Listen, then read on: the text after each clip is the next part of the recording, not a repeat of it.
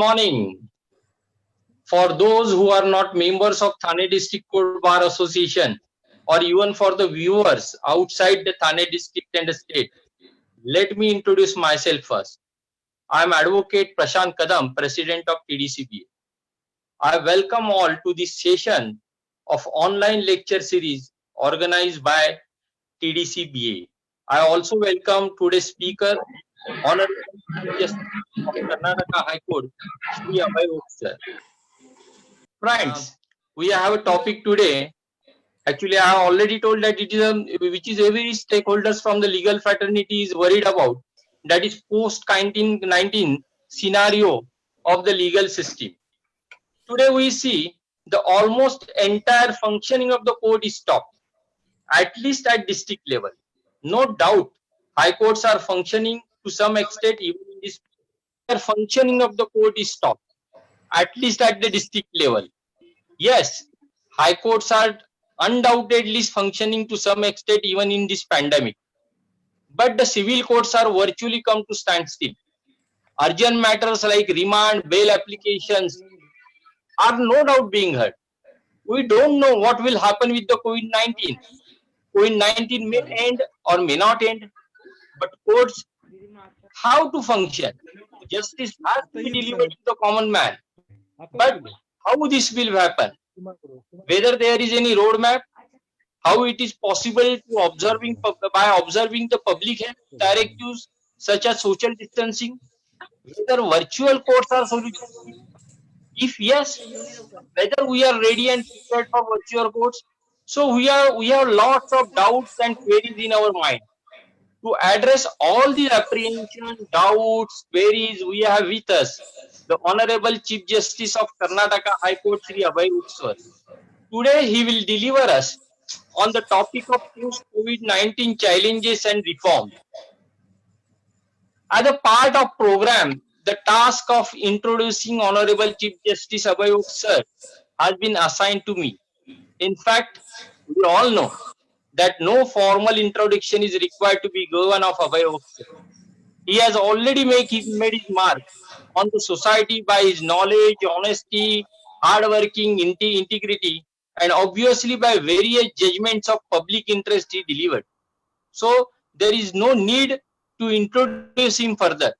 I request Honorable Abhay Oak sir, the today's speaker, to take the charge of the session and address us. Thank you very much. नमस्कार.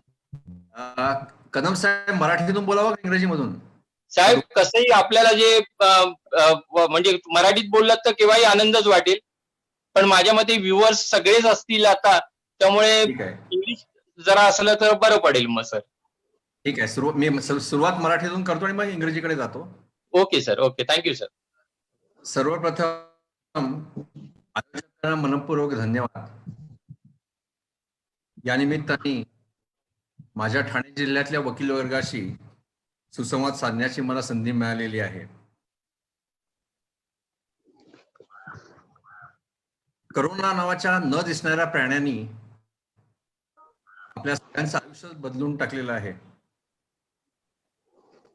या करोनाने नुसतंच आपलं स्वास्थ्य बिघडवलेलं नाहीये, तर आपलं मनस्वास्थ्यही बिघडवलेलं आहे.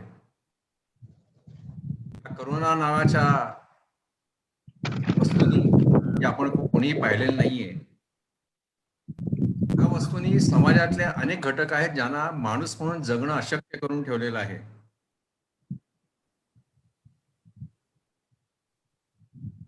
परंतु मला असं वाटतं की आपण या सगळ्या गोष्टींकडे सकारात्मक मनाने, कन्स्ट्रक्टिव्ह मॅनर मध्ये पाहिलं पाहिजे.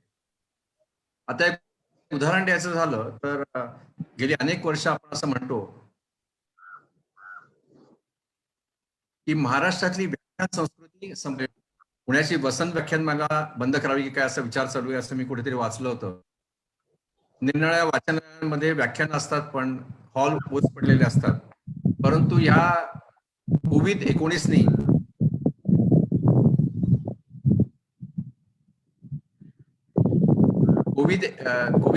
या परिस्थितीत बदल घडवून आणलेला आहे. आज जी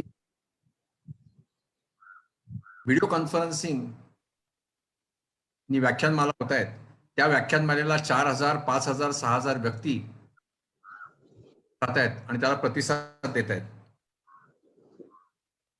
हा एक मोठा फायदा आहे आपला, की महाराष्ट्रामध्ये आपण आता व्याख्यान संस्कृती परत आणलेली आहे. कदम साहेब आहेत किंवा जे आयोजक आहेत त्यांना मला एक गोष्ट आवर्जून सांगायची आहे, की आपण हे फार मोठं काम करताय. 5वी व्याख्यानमाला आहे, आजचं 5वं व्याख्यान आहे या व्याख्यानमालेतलं. आता ही जी संस्कृतीत बदल झालेला आहे, व्याख्यान संस्कृती निर्माण झाली, त्याचा आपण फायदा घ्या. फक्त कायदेविषयक व्याख्यान आयोजित करू नका. आपण साहित्यिकांना बोलवा, आपण कवी संमेलन आयोजित करा. अत्यंत गरज अशी आहे की मानसोपचार तज्ञ जे आहेत त्यांना आपण बोलवा. जे योग शिकवतात त्या व्यक्तींना बोलवा. मानसोपचार तज्ञांचा विषय झाला तर आपल्याकडे डॉक्टर आनंद नाडकर्णी शहरात उपलब्ध आहेत. आपण या व्याख्यान संस्कृती, जे पुनरुज्जीवन झालेलं आहे व्याख्यान संस्कृतीचा, त्याचा आपण जरूर फायदा घ्या आणि अनेक मंडळींना आपण व्याख्यान द्यायला बोलवा. अनेक गोष्टी आपल्याला आता नव्याने कळायला लागलेल्या आहेत या COVID-19 मुळे. आता एक गोष्ट नव्याने कळलेली आहे की मी आपल्याला सांगणार आहे, कृपया आपण ती गांभीर्याने घेऊ नका. कारण मी सांगितलेली गोष्ट गांभीर्याने घेतली तर फेसबुकवरती मला 2,000 अनलाईक येतील. एक ती दुसरी महत्वाची गोष्ट आपल्याला अशी कळलेली आहे की न्यायालय, वकील आणि डॉक्टर यांच्याशिवाय पण आपण जगू शकतो. एक महत्वाची गोष्ट आपल्याला कळलेली आहे. वकिली व्यवसायाबद्दल म्हटलं तर अशी कोणी कल्पना पण केली नसेल, असं काहीतरी भयानक संकट आपल्यावर येईल. वकिली व्यवसाय जवळजवळ बंद पडेल, न्यायालय बंद पडतील अशी कोणी स्वप्नात सुद्धा अपेक्षा केली नव्हती, पण ते प्रत्यक्षात झाले.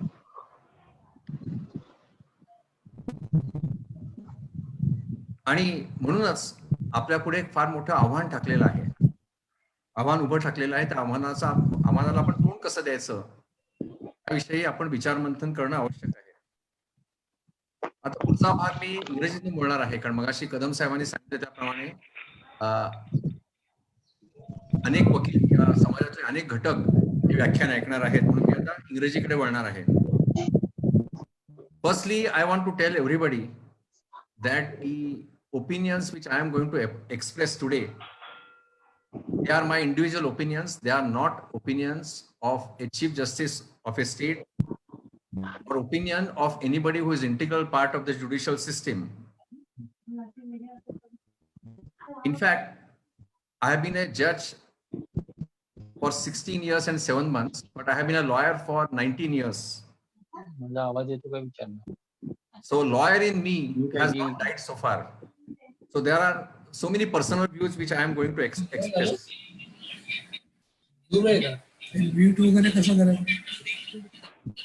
Now, this COVID-19 is bound to bring about many changes in the functioning of the court. Now, the first change I discussed at some length in this when I delivered lecture before the Consumer Court Lawyers Association, but I want to elaborate on that. The first change which has been introduced is hearing by video conferencing. Hearing by video conferencing was available even before this pandemic, but nobody thought of using it, though that facility was available. And now by force or by compulsion, now we are taking recourse to hearing by video conferencing. As far as my state, that is state of Karnataka, is concerned, I must share with you that video conferencing hearing High Court has been phenomenally successful. The reports which I have received from the district courts in Karnataka show that by and large the video conferencing hearing has been successful. I must tell you that this is a new system. In this world, no system, no institution is flawless. There are flaws in every system, and more so when you adopt a new system. because there are certain flaws in the working of the system doesn't become bad. It for those who are using the system to improve and to make an ideal system. Now, as far as video conferencing is concerned, there are many advantages. Now, one advantage which I want to share with all of you. There was a very sad incident in the capital city of Bangalore about 3 weeks back, 3 or 4 weeks back. The allegation which is reflected from the first information report is that in one particular area in the city, the doctors, the health workers, the ASHA workers entered because they had received an information that there are certain primary and secondary contacts and they wanted to quarantine large number of people staying in that locality. And there was some incident which led to violence. First information report was registered and more than 100 people were arrested. Various offenses were applied. So the issue was how to produce 105 accused Metropolitan Magistrate. Fortunately, the Commissioner of Police contacted the computer committee team, and immediately computer committee team contacted me. I told them that even before I examine legality of the issue, none of the 105 accused should be produced physically before the learned Metropolitan Magistrate. In city of Bangalore, there is National Games Village. The government has given about 250 or more apartments to accommodate judicial officers. So all our judicial officers, registrars, Metropolitan Magistrates, city civil judges, they are all residents of that National Games Village. And there is one vacant flat where this remand work is conducted. So idea was to take all these 105 accused to that vacant flat where remand work could have been conducted, and they were to produce in the batch of 10 before the learned magistrate. So I told them that under no circumstances physical production will be allowed. The police had some difficulty. They said we don't have internet, we don't have sufficient hardware. I told them that in any case you have to manage it. So ultimately all these accused were taken to a hall, and from that production or first remand was made by video conferencing. The police themselves applied for judicial custody. They were remanded to judicial custody and they were shifted to a jail in nearby district. That jail was vacated. About 120 prisoners were shifted to Bangalore, and these prisoners, under trials were taken there. Within one day, reports came out that out of 105, 5 were tested positive. If these accused were produced physically in National Games Village where the judicial officers are residing, imagine what disaster would have followed. They would have sealed the building, not entire complex, but at least one building. They would have told the Metropolitan Magistrate to go into quarantine. But the video conferencing production saved us from a major disaster. And I'll share with you something which happened further. I had issued directions to all secretaries of the Legal Services Authority and the chairpersons of Legal Services Authority to visit all the jails, to visit shelter homes for migrants. They were visiting it. Since 105 prisoners brought to that Ramnagara sub-prison, the secretary of the Legal Services Authority I hope that I am audible. Phone करा म्हणलं ते हा होय आले की होय भेटायला आहेत ना तुम्ही फोन करा. Yes, now I'll continue now. The secretary of the Legal Service Authority went to the jail and he addressed those 105 prisoners on their right to apply for bail, etc.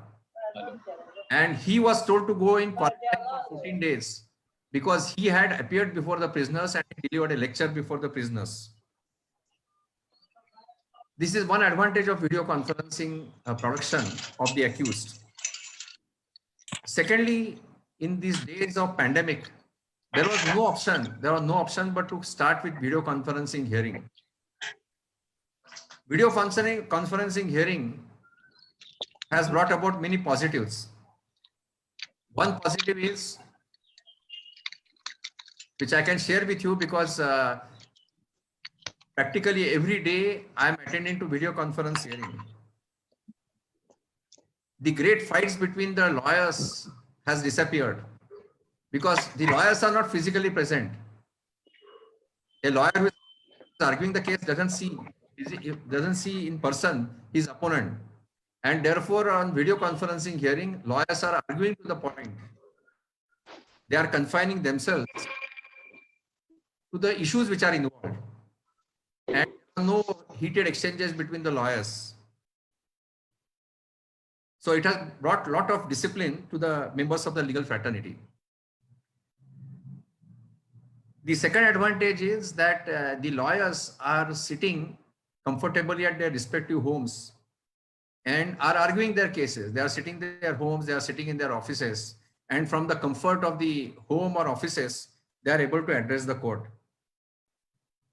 Of course, I can't deny that there are issues. One issue, which I am no doubt will be told by many of you, that there is issue of connectivity. Sometimes some lawyers are not audible, judges are not audible. In some places, issue is of availability of bandwidth, sufficient bandwidth, it is not there. Few people have raised some legal issues also. As far as first issue is concerned, that sometimes the system doesn't work. The lawyers are not audible, the judge is not audible. Because of bandwidth, sometimes the lawyers are not audible. Even if the court from where the video conference hearing is conducted has sufficient bandwidth, the advocates who are using their cell phones may not have sufficient bandwidth. But I must tell you that these are all teething troubles. When you introduce a new system, this is bound to happen. The new system will not work flawlessly. So these are some flaws. The other issue is a legal issue, a technical issue. I do not know whether the lawyers in, firstly, I'll just complete the technical issue. I've been meeting the members of the bar, the Advocate General, the Additional Solicitor General of India, all of them are meeting me very frequently. Now, some of them said, sir, some of the lawyers are not techno-savvy. The lawyers don't know how to join hearing, which is conducted on platform of Zoom or Jitsi or many other platforms. Various other courts are using different platforms. In Karnataka, we are using Jitsi platform, which is hosted on our own server. We are, of course, using Zoom. Where Jitsi fails, we use Zoom. In the first court, which I presided over, normally Zoom is used because I am dealing with those COVID-19 PILs. At a time, 25, 30 people are online. So what I suggested to the members of the bar is that there are younger members of the bar who are techno-savvy. Now, younger members of the bar must give training to the other members of the bar who feel that they are not techno-savvy. That way, I am also not techno-savvy. If you know how to operate SCC online, if you know how to operate WhatsApp on your Android phone, logging into this video conferencing hearing not at all difficult. I have made one more suggestion in the context of state of Karnataka. Of course, you must have read it that now Supreme Court Computer Committee has said that every court should have e-Seva Kendra. So in that e-Seva Kendra, facility of internet and facility of video conferencing can be made available. Of course, it will take some time because now no state government is going to provide money to the courts to set up e-Seva Kendra. Nevertheless, in the City Civil Court in Bangalore, other day we have set up e-Seva Kendra. My suggestion to the local lawyers here are that the lawyers can set up some kind of e-Seva Kendra. Again, I must say that I'm referring to situation in Karnataka. The situation in Maharashtra is completely different. In state of Karnataka, in almost all court complexes, there are separate buildings for the lawyers. In the City Civil Court complex in the capital city of Bengaluru, there is a building consisting of 5 floors, which is given to the Bar Association. The bar association has meeting rooms there. The bar association has chambers. There are 2 or 3 restaurants or canteens in that particular building. So this kind of luxury is available in Karnataka. I'm making little diversion, but I think most of the bar members will be amused to hear what I'm going to tell you. I went to a very small taluka court for inauguration of new building. And I was taking a tour. The principal district was there. The engineers of PWD, the district collector was there. I was taken to one wing, which was part of the new building. There was a huge hall. There was a meeting room and there were chambers. So out of curiosity, I asked the PWD engineer that this doesn't appear to be court. What is this premises? He said, sir, here there is some problem here. We are not able to construct a separate building for members of the bar. And therefore, this is a section for bar. This is a meeting hall and this is a hall for holding functions. And the chambers which you see are chambers provided to the office bearers of the bar association. So this kind of a luxury is available to bar associations here. In fact, in my dialogue, I must share something with you. We have set up a new court building in Hubli. Like Pimpri Chinchwad, Dharwad, Hubli is a twin city municipal corporation. After going to that building, after taking inspection of building, I can proclaim that like Saket District Court in Delhi, this is perhaps the most ideal court building.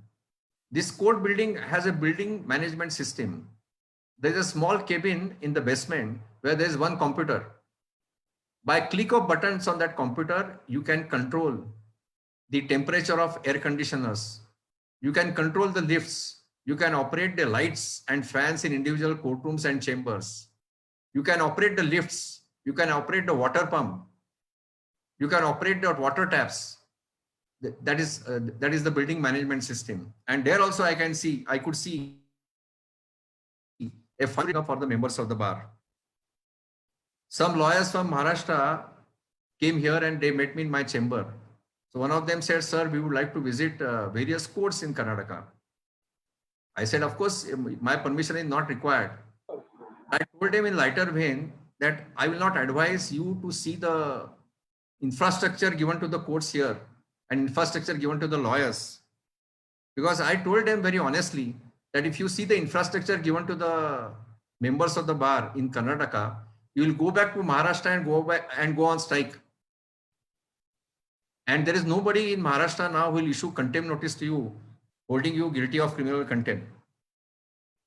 That was, of course, in lighter vein, but this is a fact of life that here we have far, far better infrastructure than the infrastructure provided in the state of Maharashtra. So I had told the lawyers that today we have taken a policy decision not to open the bar rooms.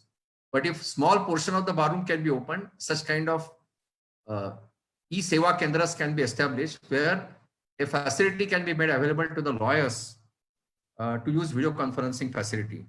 Now I come to the legal issues. There was a serious legal issue raised by some judges, some members of the bar, that where is the sanctity to video conferencing hearing? My personal view is that actually this question is irrelevant. So long as the judges are hearing lawyers for all the contesting parties, the judges are applying their mind, whether in physical presence of the lawyers or whether lawyers are present by video conferencing, and so long as judges are deciding the matters in accordance with law, I don't think there is any illegality associated with this video conferencing hearing. But there are other issues. Now, one issue was whether even the first remand when accused is produced for the first time by video conferencing is valid. Because how the accused will get opportunity to tell the learned magistrate that he has been ill-treated by the police, how the lawyers will be able to appear at the time of remand, how evidence can be recorded by video conferencing. The Supreme Court stepped in. I don't know how many of you know about it. The computer committee, the E-Committee of Supreme Court is headed by His Lordship Justice Chandrachud. He appointed a committee of 5 High Court judges who are chairpersons of the computer committees of various high courts, and the E-Committee of the Supreme Court came out with draft video conferencing rules or draft SOP dealing with video conferencing. A letter was sent by Honorable Chairman of the Computer Committee of Supreme Court, Dr. Chandrachud, requesting the Chief Justices to adopt those video conferencing rules as practice guidelines. Chief Justice has that inherent power. And second request made was to adopt the said rules with modification. Local modifications are required so that the rules can be framed maybe under Article 227 or Article 225 of the Constitution of India. As far as state of Karnataka is concerned, 2 weeks back we have adopted the rules. They are only to be gazetted. If the standard operating procedure rules framed by the Supreme Court is not a confidential document, if none of you have it, I can share it with the President of the Bar Association. I can share the Karnataka rules with you. Now, there are very important features in that particular video conferencing rules. The video conferencing rules provide for recording of evidence in civil and criminal cases by video conferencing. There are various safeguards laid down for establishing identity of the witnesses. In fact, rules go to the extent that even statements under Section 164 of CRPC, statements under Section 313 can be recorded via video conferencing hearing.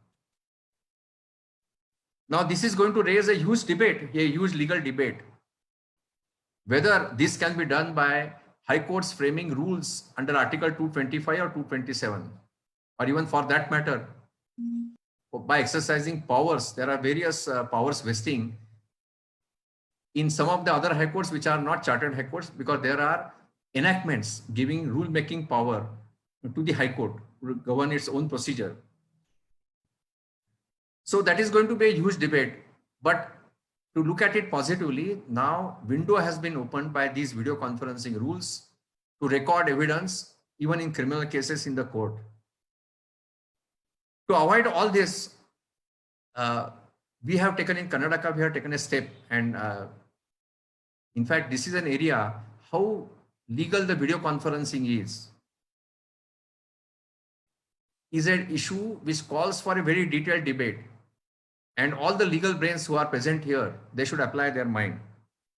If you look at subsection 1 of Section 275 of CRPC, which deals with warrant tribal cases, the trial of warrant tribal cases, there is a proviso added to that, which may indicate that it is possible to record evidence by video conferencing. But conspicuously, such provision is absent in subject to correction in Section 276 of CRPC, which deals with the trial of sessions cases. Therefore, while adopting the video conferencing rules, we have decided to move the state of Karnataka to exercise the power and amend Section 276 as well,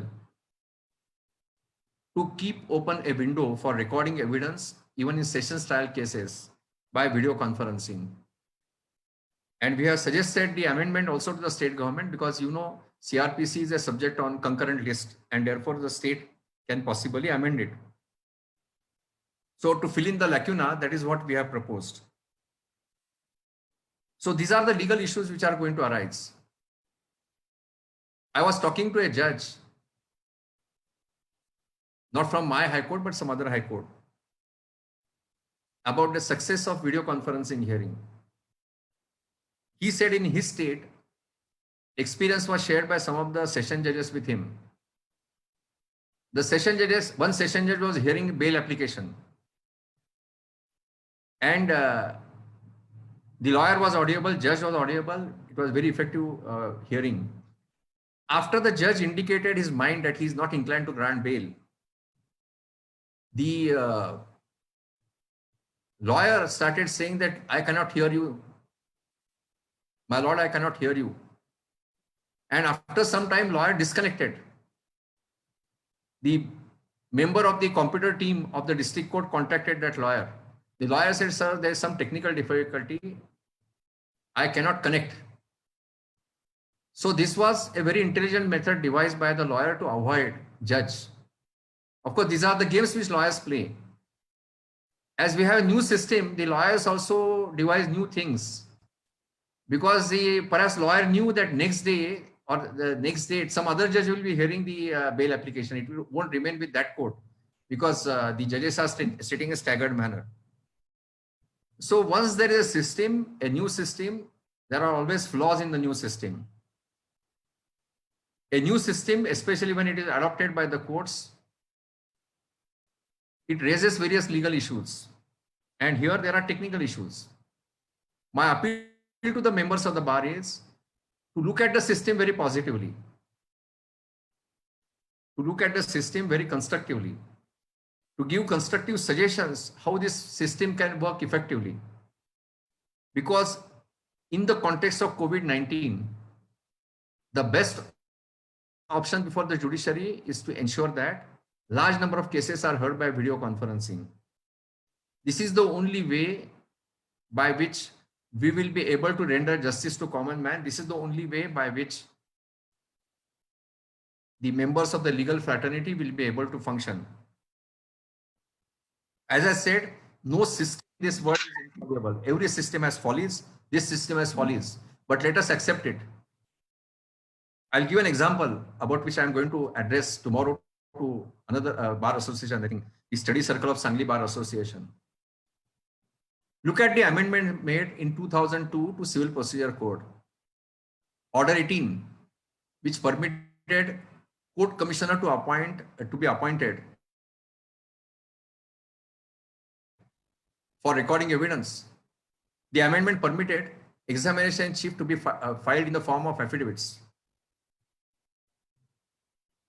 The system was misused in the sense that the lawyers started filing affidavits in lieu of examination chief, running into several pages, where the examination chief before the court could have extended to about 2 or 3 pages. We have a scenario where the affidavit in lieu of examination chief runs into 20 pages. We have a scenario where commissioners appointed to record evidence keep on recording evidence for days and years. This is aberration on the system. This is misuse of the system. But we can't forget that this is a very important measure to save the time of the court, that instead of court recording very lengthy examination chief or maybe brief examination chief, the examination chief is in the form of writing an affidavit in lieu of examination chief. The idea to appoint court commissioners was to reduce the burden on the courts to save the time of the court. See, it is up to the stakeholders in the institution to use the changes which are effected. If we use the changes to best of our advantage, it will help the legal system. But if we try to find out loopholes in the system and see that changes are implemented in such a manner that they do not achieve the object which is sought to be achieved, then we have to blame ourselves. So look at the system of video conferencing very constructively. Of course, there are issues in the sense that before I started this video conferencing hearing, yesterday our full court has taken a decision to start some sort of functioning of the High Court and district courts from 1st of June, very limited functioning.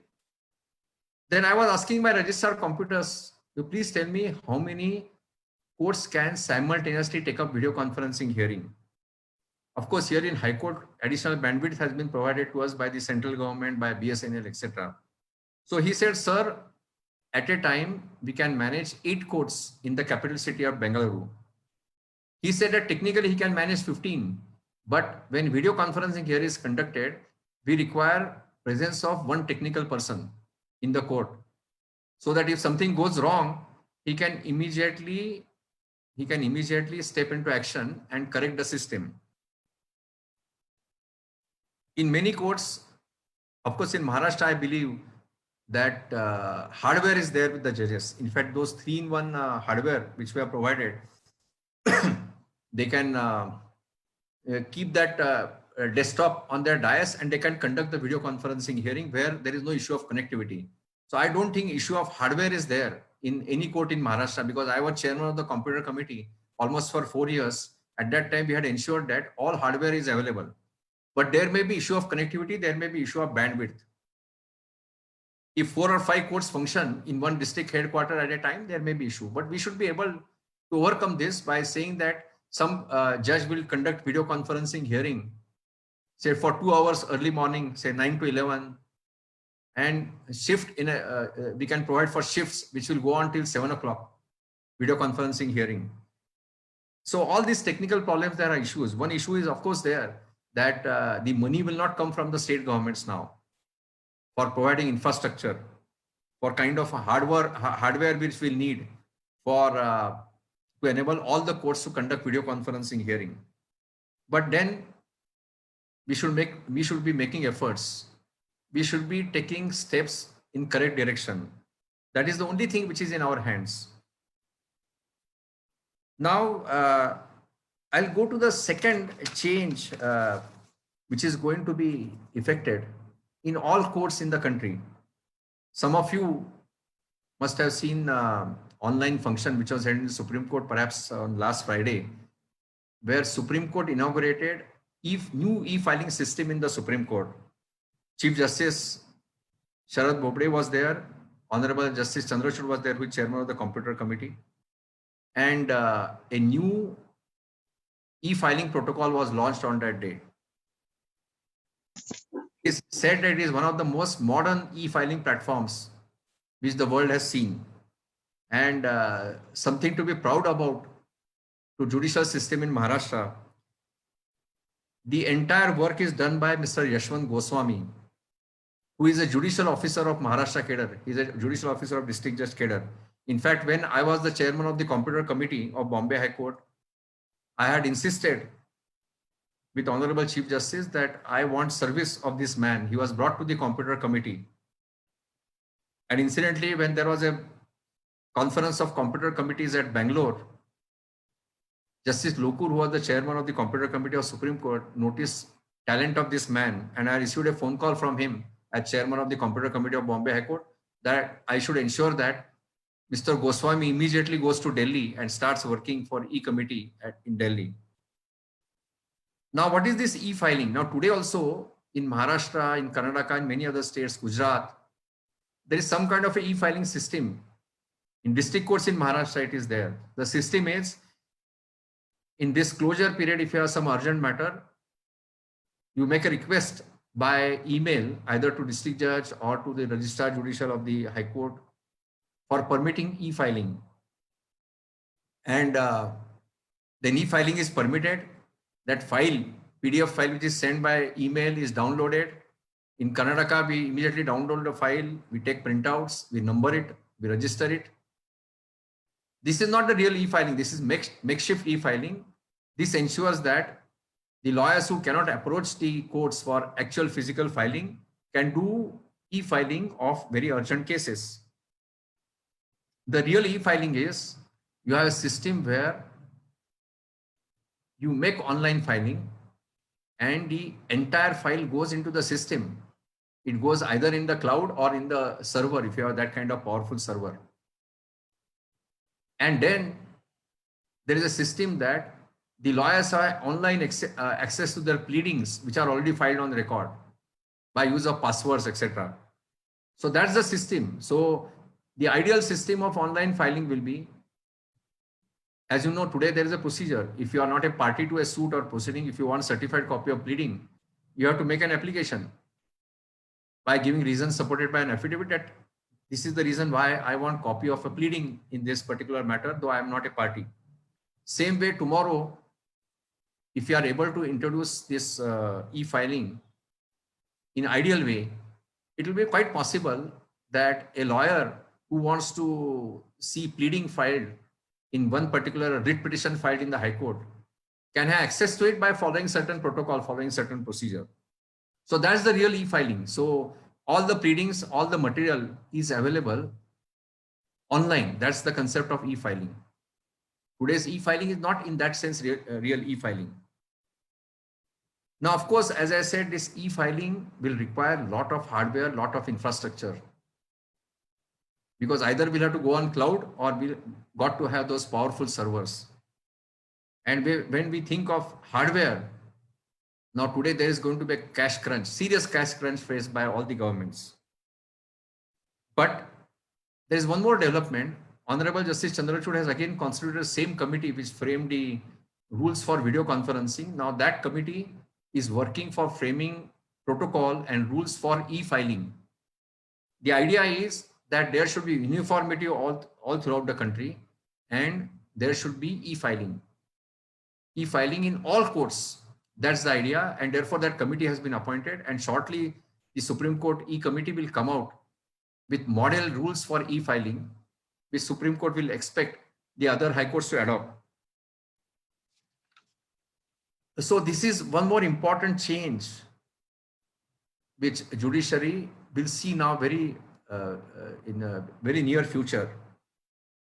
And what is required is adoption to these new changes, because unless we adopt to these new changes, we won't be able to function effectively.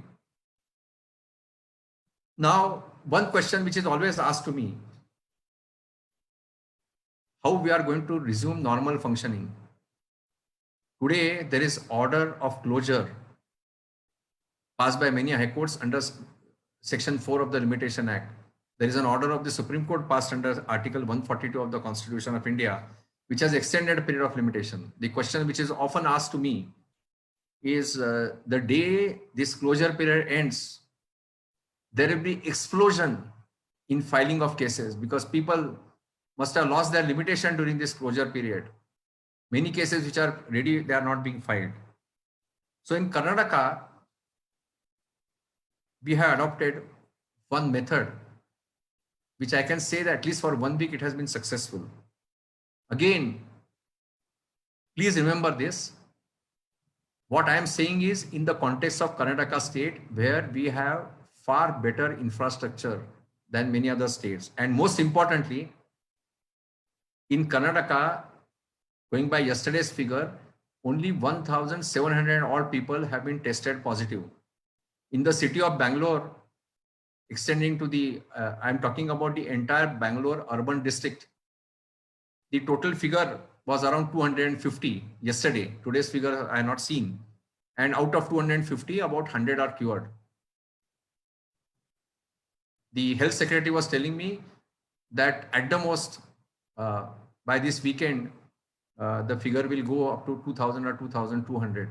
Entire state, I'm talking about entire state. And therefore, what we are able to do here, it is quite possible that your Chief Justice of Bombay High Court may not be able to do. Whereas what we have done here can be tried in some districts where there are few COVID cases, some districts which are in orange zone, some districts which are in green zone. I don't know how many districts in Maharashtra, how many taluks in Maharashtra, talukas. I'm here in Karnataka, I have started calling it as taluk, are affected by green zone or containment zones, etc. So what we did here was, we decided to start physical filing. In High Court, at benches, there are huge open spaces. So what we did was, we have set up about 10 counters in the corridors, and the lawyers, we have arranged for a queuing system in the open space for lawyers, which is covered by a pendol. We have set up a email ID. Applications are made by lawyers on that email ID seeking appointment for physical filing. Now there are 10 counters here in Bangalore, the main High Court. What we are doing is, we are giving 10 appointments for 10 minutes. And the lawyer has to say, show the printed copy or the soft copy of the appointment given to him and counter number. Then he checked at the entry point.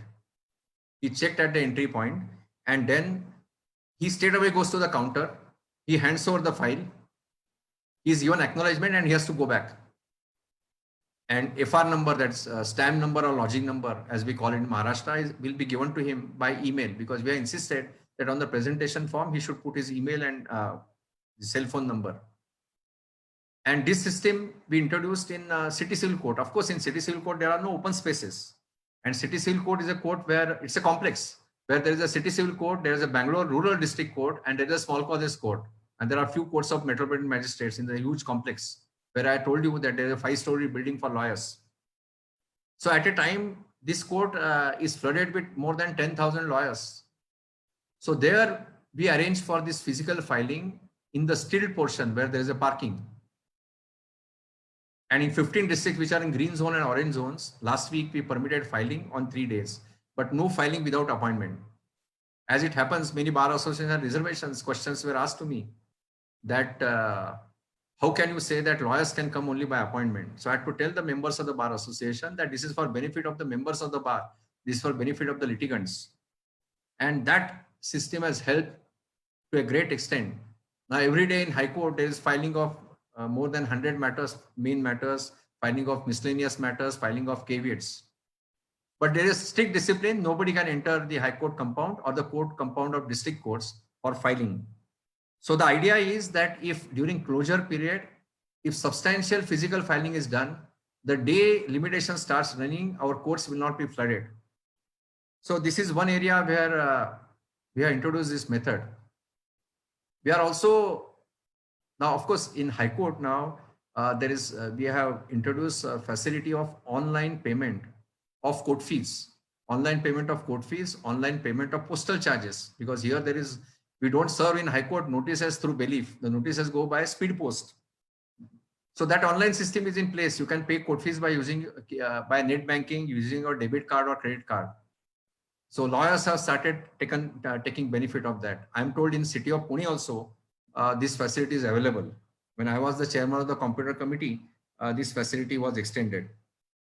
So the idea is that minimum efforts for lawyers and parties in persons so that they can pay the court fee sitting at their home.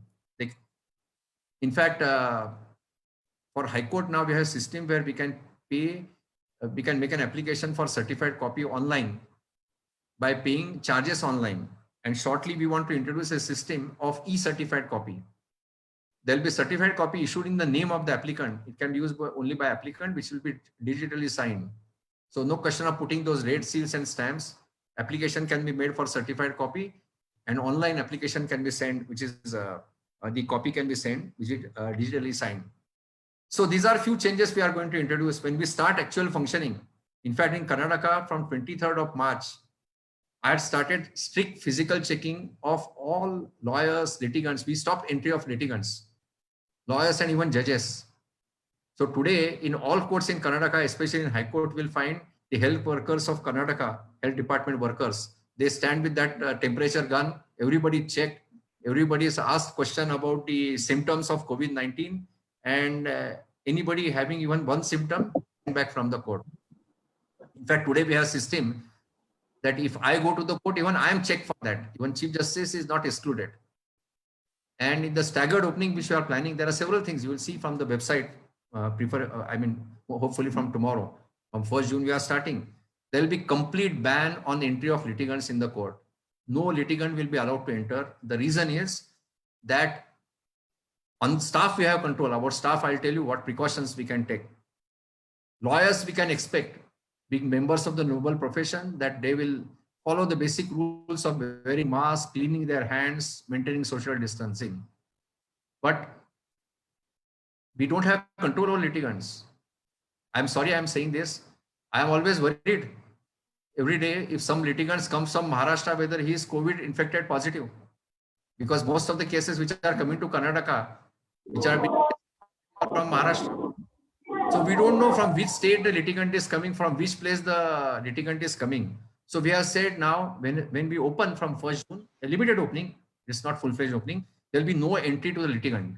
In fact, we are going to make an appeal to the members of the Bar Association that they should take some kind of a declaration from members of the bar that they are not traveled to countries or to states in the recent past where there is huge spread of COVID-19, or they are not coming from containment zones. So we are expecting bar associations to take that kind of undertaking from the lawyers.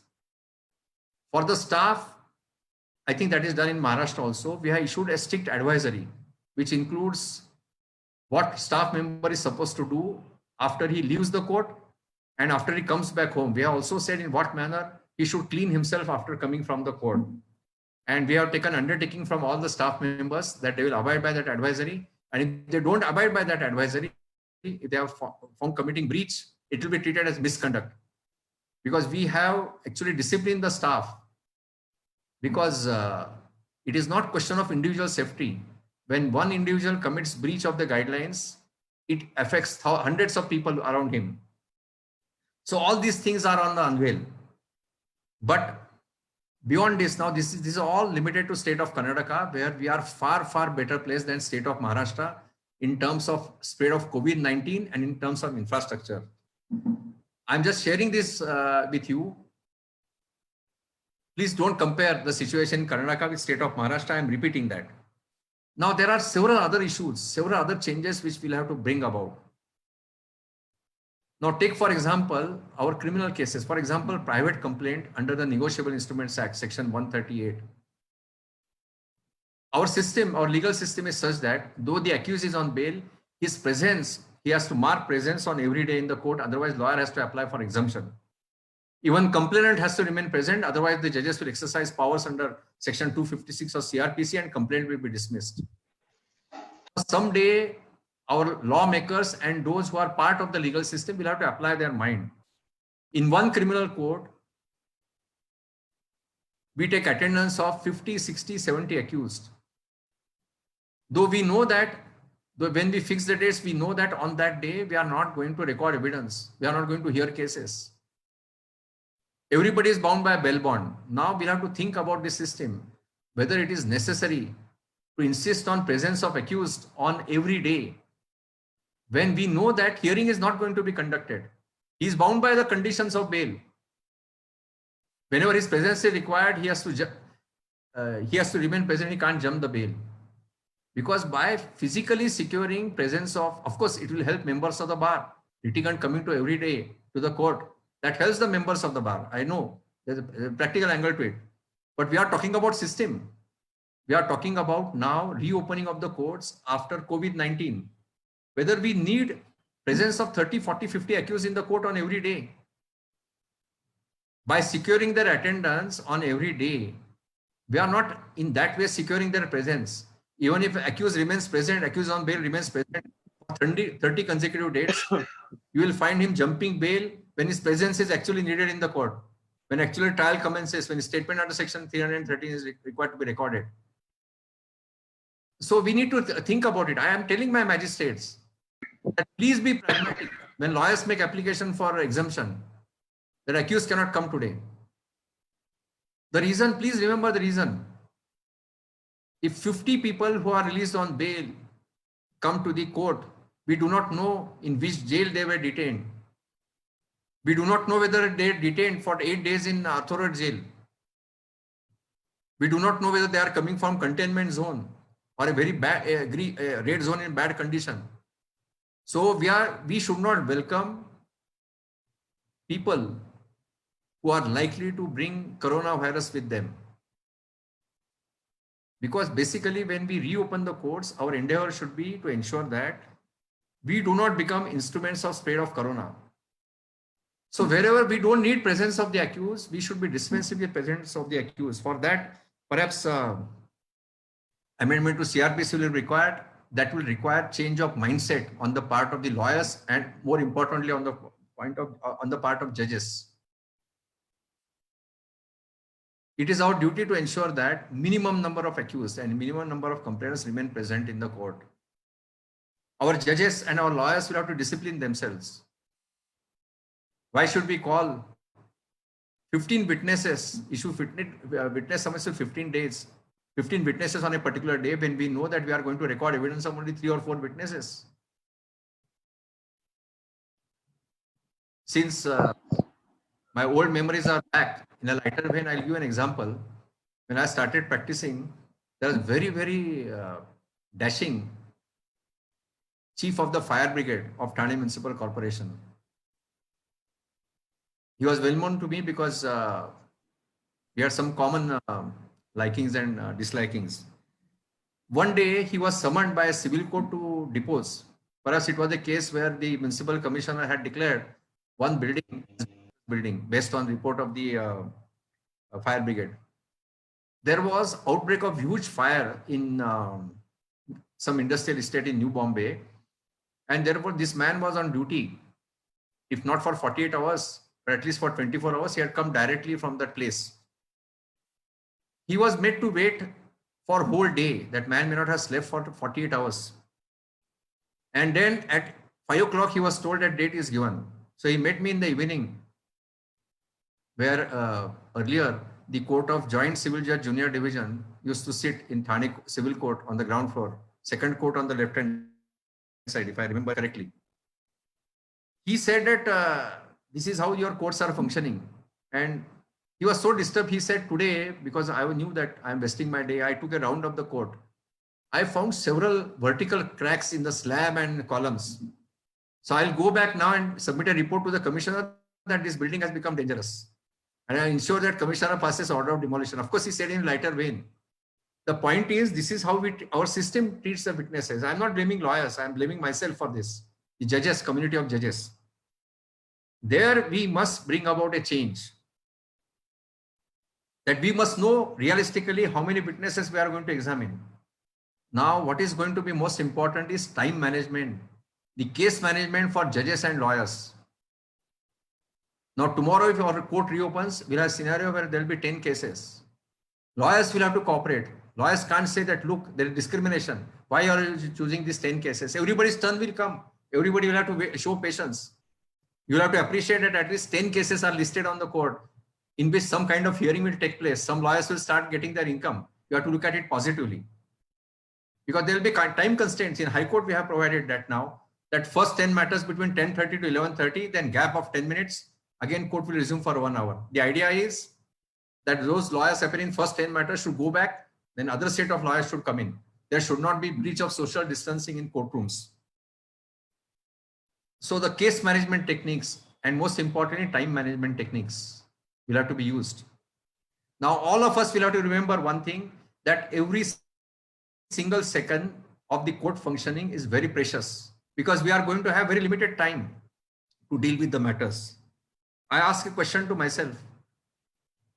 Is it necessary for a member of the bar to argue application at Exhibit 5, Nishani Patsa application under Order 39 Rule 1 and 2 for 4 hours or 5 hours? Is it necessary for a lawyer to spend time by citing 20 judgments on a point when there is one direct relevant judgment of the parent High Court or Supreme Court? Now, the lawyers will have to change their mindset. The lawyers must realize that now courts are not going to have 50 matters on board or 60 matters on board every day till 100% normalcy resumes. The courts will conduct themselves for limited hours so that every minute, every second will be precious. And therefore, if the members of the bar want to conduct their cases, they will have to be very brief. They will have to be very precise. They will have to avoid repetitions. So, lot of restraint. And this applies to judicial officers also. The judicial officers must also ensure that every single minute for which court is functioning, because some court you will find in Karnataka also, some courts are going to function for a half a day. So during that half a day, every single minute is used constructively by the judicial officers. And this is going to be a cooperative effort. If as a judge, if I decide that I'm not going to waste a single minute or single second, unless there is cooperation by members of the bar, I won't be able to effectively do it. So please start thinking about the change of mindset. At least for 4, 5, 6 months, we are not going to function the way we were functioning before March. There will be inherent limitations on the functioning of the courts.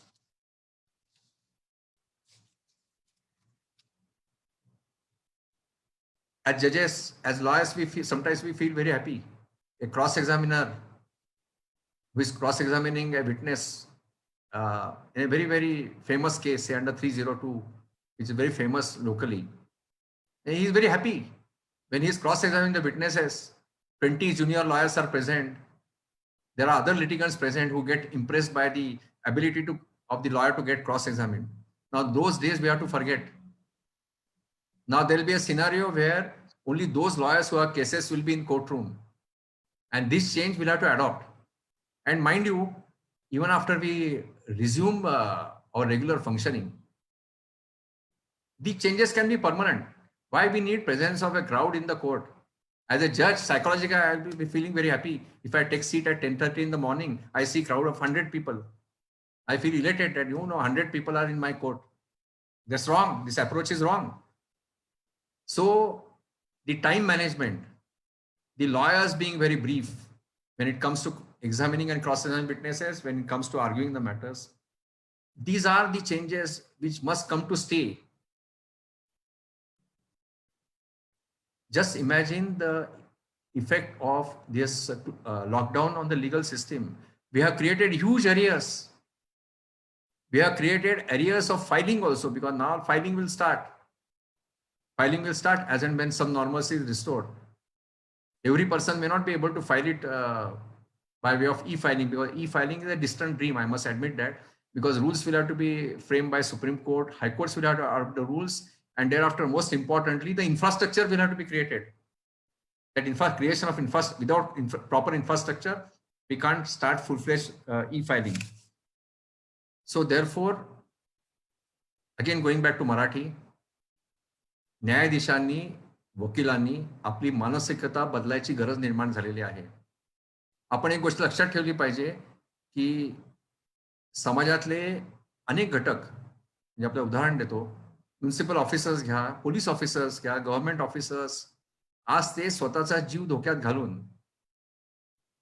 आज ते रस्त्यावरती आहेत, जीव धोक्यात घालून ते काम करतायत. आपले हेल्थ वर्कर्स, डॉक्टर्स, नर्सेस, आशा वर्कर्स. आणि म्हणूनच ते जसं म्हणजे as the public officials are doing public duty towards the common man, it is also our duty. We are also rendering justice to common man. And in the present day circumstances, if you want to render some kind of effective justice, I am not saying very effective justice, we must change. If we don't change, then we'll be failing in our duty. I have myself said few minutes back that we should commence the opening of the courts by taking all precaution, by ensuring that courts do not become source of spread of COVID-19. But at the same time, we must remember that we are the ones who are rendering service to common man.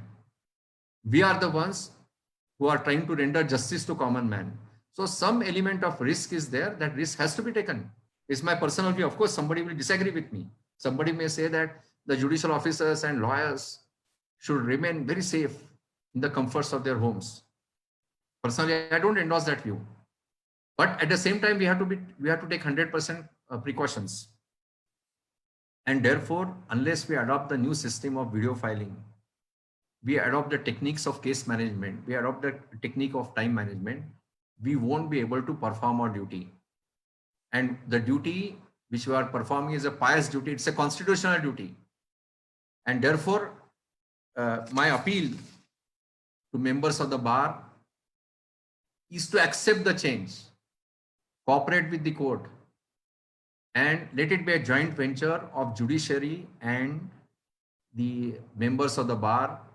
And by that virtue of that joint venture, let us make a beginning. Let us open the courts. Of course, I'm talking this in the context of state of Karnataka because I have not studied the pattern in Maharashtra. I don't know whether it is possible for the Chief Justice to take a decision, whether even a Taluka court can be opened. I don't know. I'm just saying, I'm looking at it positively that things will improve in state of Maharashtra very shortly. And therefore, I'm thinking positively, but please keep this in mind that please accept the change. That's the motto of today's lecture. Accepting the change is difficult. I know that. Some lawyers will feel very bad. In fact, while I am delivering lecture, the lawyers in district know that we are trying to start the court. On the right-hand side of my screen, I am getting messages forwarded by my registry that some lawyers are protesting why you are going to prohibit entry of litigants. Why are you going to allow evidence to be recorded like regular courts? So many suggestions I'm receiving. Right-hand side, I can see those suggestions. So we need change of approach. I think I have consumed my time. There's a lot to be said. But before I end, I want to say something which is very important. Other day, some lawyers met me in our conference hall. The lawyers were telling me, I met some doctors of Nimhans, which is doing phenomenal work. It's a institute, government institute which works in the field of psychiatry and psychology. They are doing phenomenal work. They have started so many helplines. they are helping those who are affected by domestic violence. That the lawyers have been psychologically affected. Back to Marathi. एक नैराश्याचं मुळाव असं वकिलांच्या मनावरती निर्माण झालेलं आहे. काही वकिलांना असं वाटतं की आपण ह्याच्यातनं कधी बाहेरच येणार नाही. काही वकिलांना असं वाटतं की हे कधी संपणार, हे संपणं शक्य नाहीये. आपण रोज घरीच असल्यामुळे वकिलांना त्या टीव्हीवरच्या बातम्या आणि त्याच्यावरती सकारात्मक असं काही नसतं, सगळं नकारात्मक असतं. पेशंट वाढले, आज अमुक झालं, आज तमुक झालं. कुठेतरी एक नैराश्य वकील वर्गाच्या मनामध्ये साठून राहिलेलं आहे. आणि असं जेव्हा नैराश्य आपल्या मनामध्ये नैराश्य आपल्याला भेडसावावं लागतं. मग आपल्याला सांगितलं की आपण काही व्याख्यानं पण आयोजित करू शकतो, पण दुसरा एक वेगळा विचार आपण करून पहा.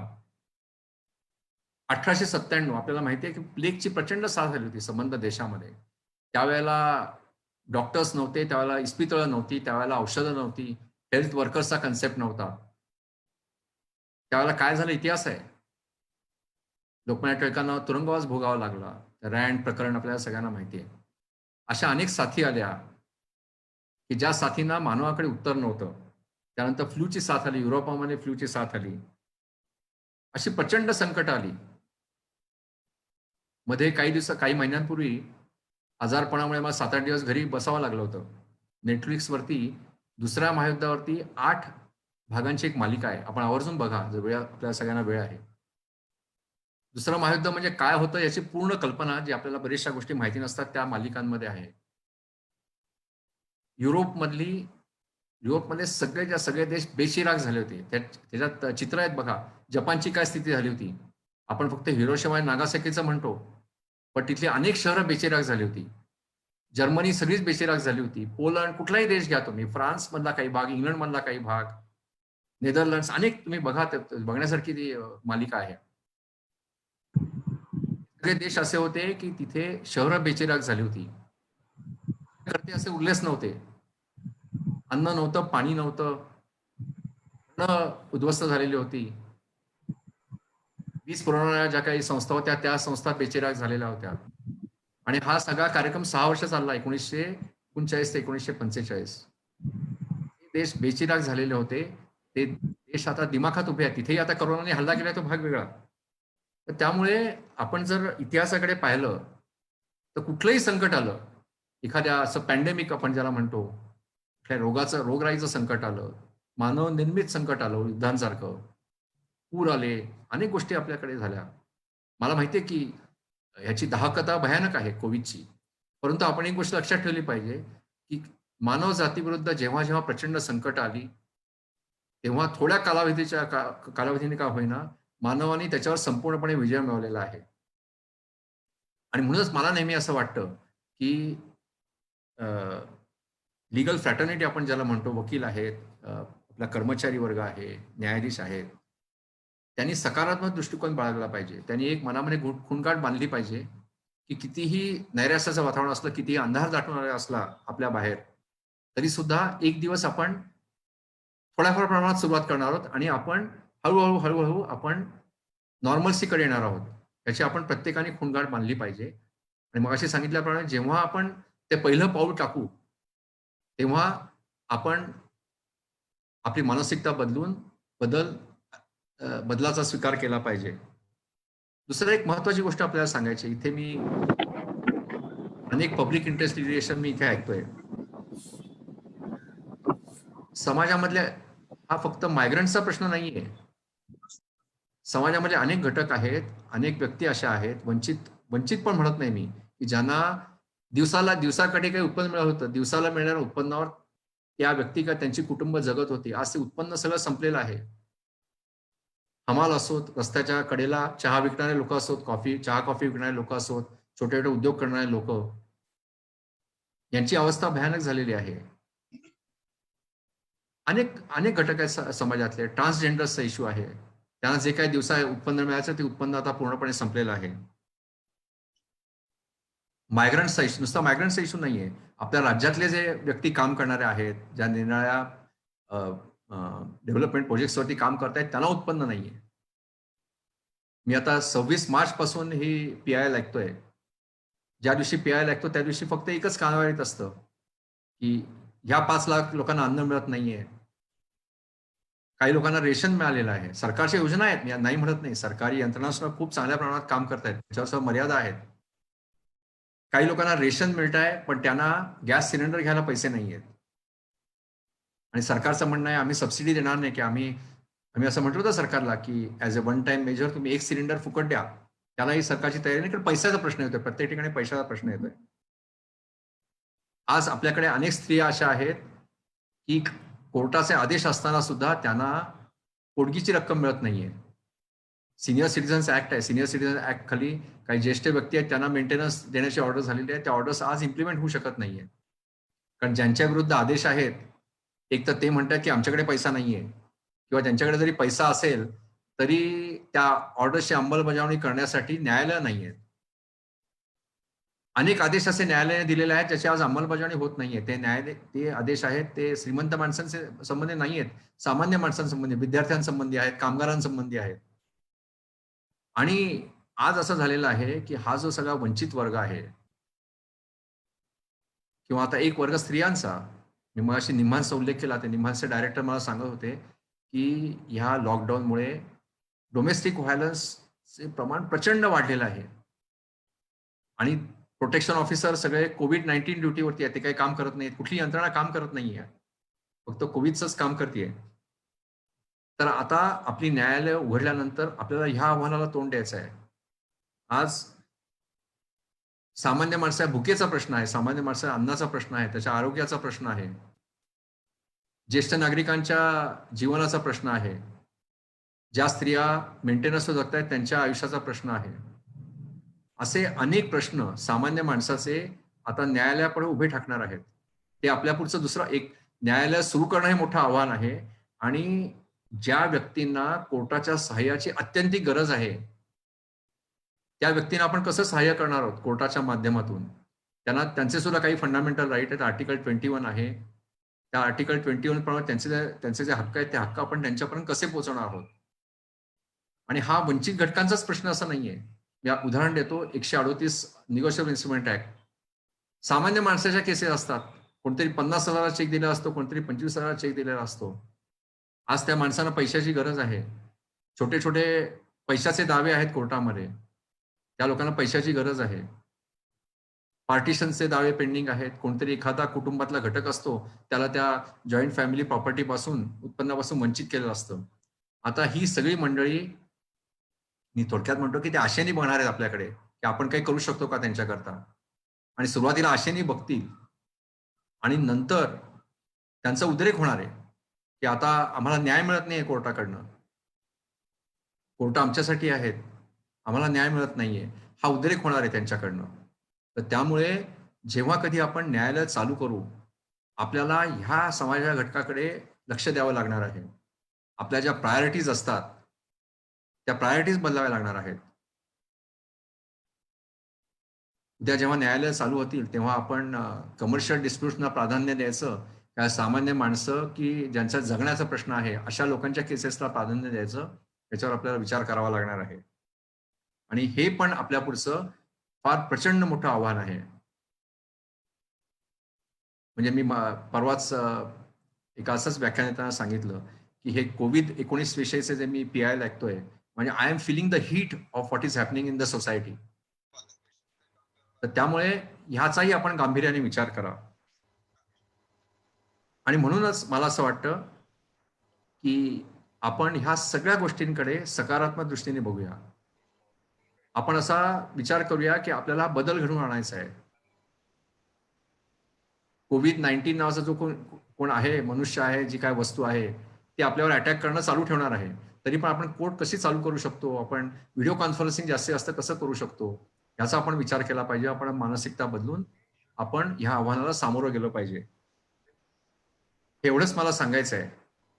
आणि हे सांगण्याची, हा सुसंवाद सांगण्याची मला संधी दिलीत, याबद्दल मी ठाणे वकील संघटनेचा मनपूर्वक आभारी आहे. आणि शेवटी मला आपल्याला एवढंच सांगायचं आहे, आशादायी राहा. एकाच गोष्टीचा विचार करा की आपण मर्यादा पाळून न्यायालयाचं कामकाज कसं करू शकू, कसं इफेक्टिव्हली करू शकू याचाच आपण विचार करूया. निराशेचं दडपण आपल्या मनावरचं आपण काढून टाकूया. आणि शेवटी एकच सांगायचं आहे, be safe and keep others safe.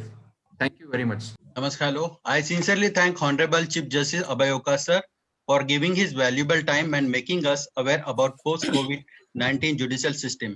I request our Honorable Secretary Sri Sanjay Matre sir to give vote of thanks. Thank you. नमस्कार. नमस्कार. आज आपण इथे माननीय मुख्य न्यायमूर्ती श्री अभय ओक कर्नाटक हायकोर्ट व आमच्या वकील संघटनेचे गौरव व अभिमान असे ओक साहेब यांचं post covid challenges and reforms या विषयावरचं लेक्चर ऐकलं. हे लेक्चर म्हणजे माहिती तर होतीच, पण त्याहून अधिक आपल्याला पुढे काय प्रश्नांना सामोरं जायचंय त्याबाबतचं मार्गदर्शन होतं. आणि जसं साहेबांनी म्हटलं की नैराश्याचं मळब जे आहे, हे नैराश्याचं मळब झटकून आपण कामाला लागणार आहोत याची खात्री मी सर्व वकील बंधूंतर्फे देतो ओक साहेबांना. आणि त्यांनी हे जे माहितीपर भाषण केलं त्याबद्दल त्यांचे आभार मानतो. तसेच ह्या आभार प्रदर्शनाचा मुख्य भाग हा असा असतो की बऱ्याच जणांचं आभार प्रदर्शन राहून जातं आणि कुणाचं आपण म्हणतो की ह्या आभार प्रदर्शनात काही अनावधानाने राहिलेल्या माणसांचं नाव राहिली की आपल्याला एक रुखरुख लागते, त्याचं नाव राहिलं त्याला राग येतो, पण हे होतच. तर अशा प्रकारे हे करत असताना आपण आपल्या संघटनेतील ज्या सर्व भारतभरच्या वकील बंधू भगिनींना याचं हे लेक्चर ऐकलं त्यांचेही आभार. संघटनेचे पदाधिकारी त्यांनी सहकार्य केलं, त्यामुळे ही लेक्चर सिरीज चालू आहे. तर त्यांचे आणि विशेष करून संदीप डोंगरे याचे विशेष आभार संघटनेतर्फे आम्ही मानतो आणि हा कार्यक्रम संपला असं जाहीर. धन्यवाद.